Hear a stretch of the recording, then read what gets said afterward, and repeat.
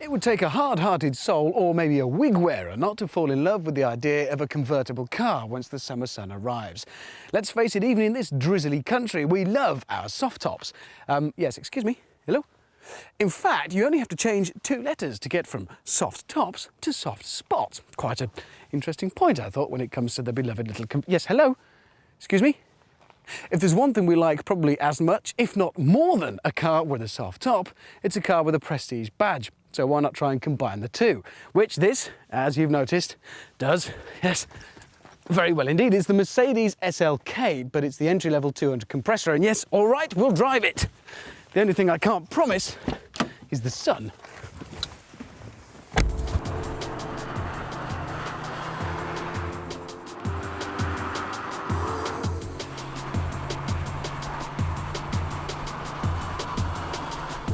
It passes the first test with flying colours. Yes, it does look good. From the back, it could be pretty much any standard Mercedes saloon until you see it with the top down. From the front, it's perky but purposeful, and those deep slab sides give it a very distinctive image. But is it any good to drive? So what do you get in £26,000 worth of mini Merc? Well, a 2-litre compressor engine, which I'm told puts out 163 brake horsepower, but if I'm honest, it really doesn't feel like it. Round town, okay, get out on country roads and it's not exactly exciting. It all goes through a 6-speed gearbox, which is not very nice at all. Gripes aside, no doubt about it, it does definitely draw on the good looks of its bigger relative, the SL drop top. Mind you, one worry is if you buy a car to look good with its prestige badge and glamorous image, then when you're driving around town, you want to do so smoothly.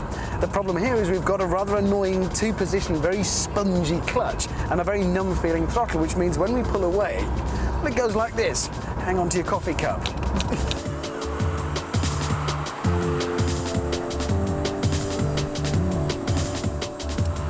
In actual fact, I've been making a bit of a gaffe, a horribly embarrassing blunder by referring to the little SLK as a soft top, because technically speaking, well, it isn't. And if you haven't already seen the incredibly clever roof mechanism on the SLK, then you're about to. And believe me, if you've got any recollections of old convertibles like little Spitfires and Midgets where you spent half an hour breaking your fingernails off on annoying little press studs, none of that's involved. And the end result, when the hood is up, well, it doesn't look like a hood, not like some soft tops where it looks a bit weak. In the case of this, it looks great and it's very cosy.